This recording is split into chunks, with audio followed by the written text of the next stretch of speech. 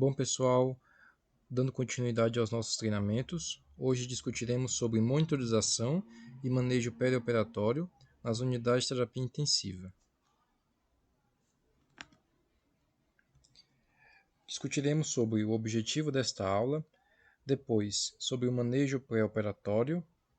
A seguir, discutiremos sobre o protocolo de abreviação do jejum, que já está sendo abordado nas nossas unidades, informações importantes do intraoperatório e sobre o manejo pós-operatório. O objetivo desse treinamento é padronizar o manejo perioperatório dos pacientes nas unidades de terapia intensiva, baseando-se numa abordagem multidisciplinar.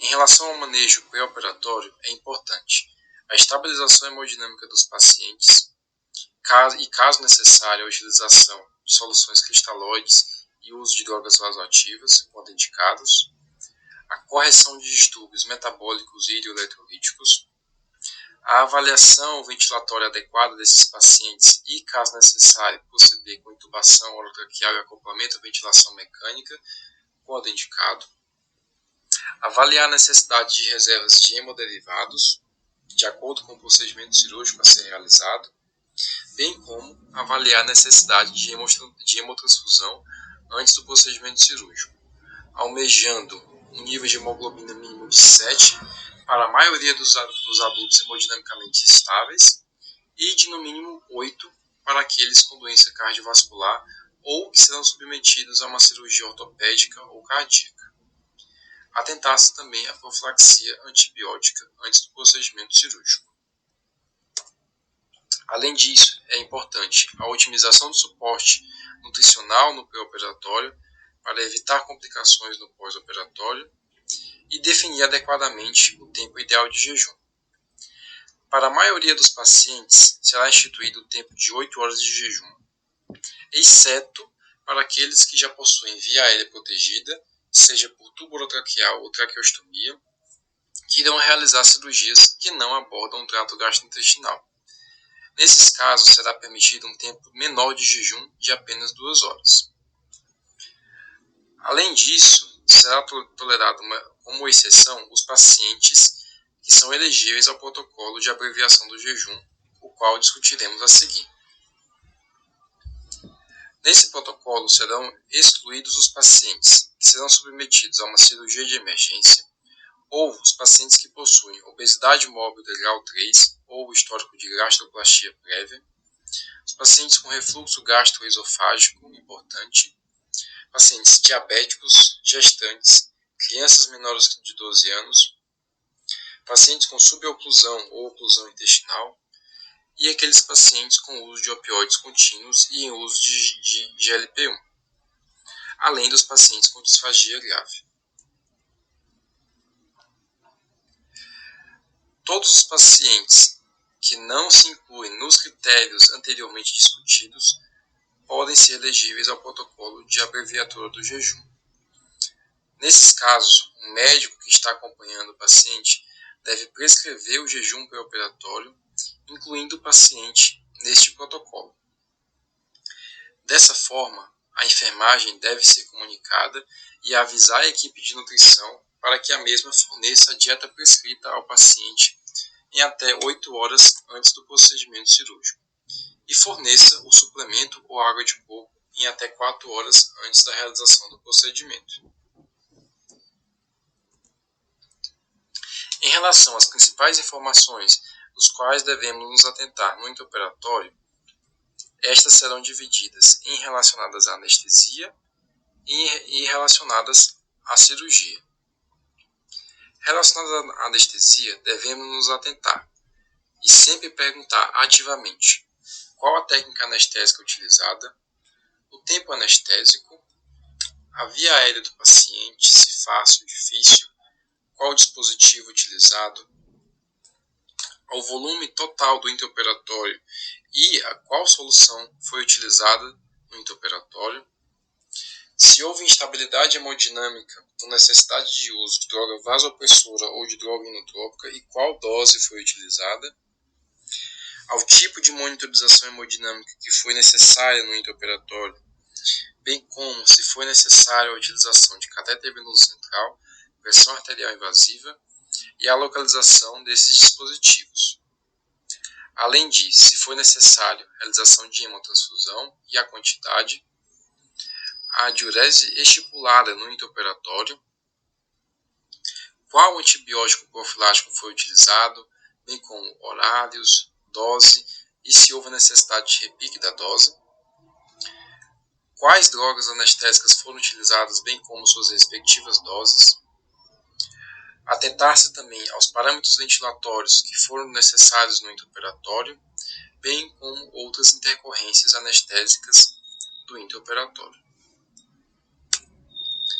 Em relação ao procedimento cirúrgico, sempre perguntar ativamente ao cirurgião qual a cirurgia realizada, o tempo cirúrgico, se houve intercorrência cirúrgica, se houve necessidade de colocação de drenos e suas respectivas localizações, e quais os principais achados do intraoperatório.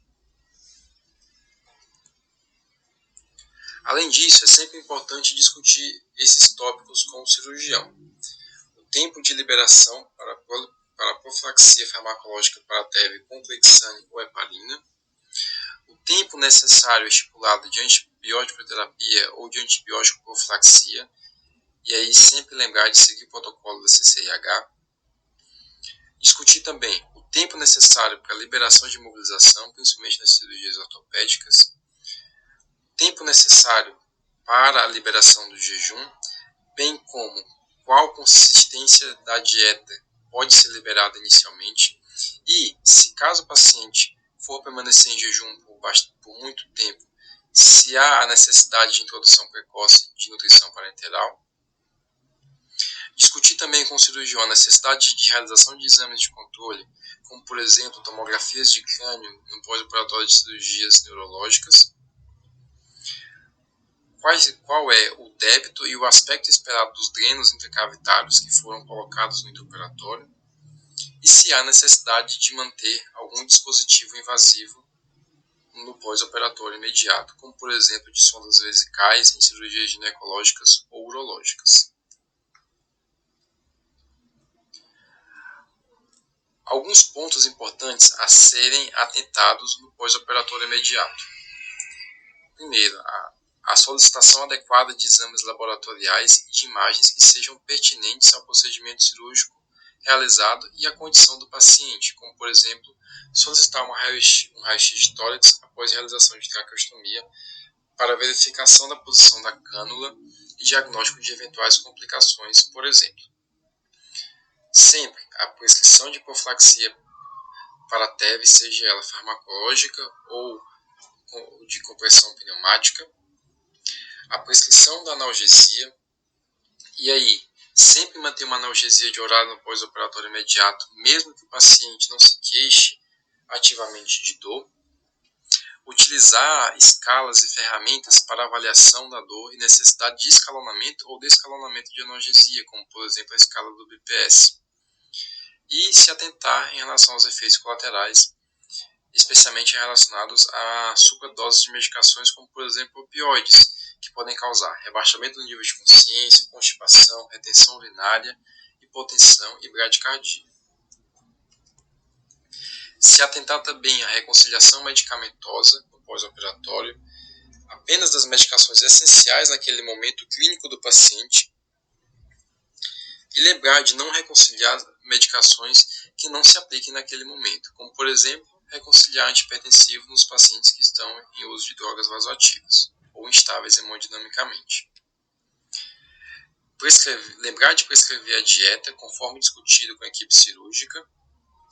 E aí, naqueles pacientes que permanecerão em jejum por um tempo maior, avaliar a necessidade de prescrição de aporte calórico para evitar a hipoglicemia no pós-operatório imediato. Evitar, nesses casos, a utilização de soluções hipotônicas, principalmente nas neurocirurgias. Atentar-se às condições hemodinâmicas do paciente e a adequação da meta de pressão arterial média e pressão arterial sistólica de acordo com o procedimento realizado. atentar-se também ao débito e aspecto dos drenos e de derivações que foram postas no intraoperatório, e naqueles procedimentos cirúrgicos de alto risco ou pacientes que têm alto risco cardiovascular, sempre lembrar de solicitar no pós-operatório imediato eletrocardiograma e troponina. Além disso, naqueles pacientes que são encaminhados na UTI em ventilação mecânica, avaliar a extubação precoce dos mesmos, se a condição clínica for permissiva. E, caso seja necessário manter o paciente em ventilação mecânica, avaliar a necessidade de analgosedação contínua. Além disso, estabilizar hemodinamicamente os pacientes no pós-operatório imediato, caso necessário, usar drogas vasoativas e soluções cristalóides, e lembrar também de avaliar a necessidade de prescrição de profilaxia gástrica naqueles pacientes com indicação, conforme o protocolo da nossa instituição. Além disso, 3 pontos bastante importantes. Sempre conversar diariamente com a equipe cirúrgica que está acompanhando o caso e comunicar eventuais intercorrências que ocorram no pós-operatório. Também se comunicar adequadamente com toda a equipe multiprofissional, enfermagem, fisioterapia, nutrição e farmácia, e alinhar diariamente o plano terapêutico daquele paciente até a alta da UTI. Sim, importante, sempre anotar em prontuário todos os pontos que foram discutidos anteriormente. E é isso, pessoal. Muito obrigado.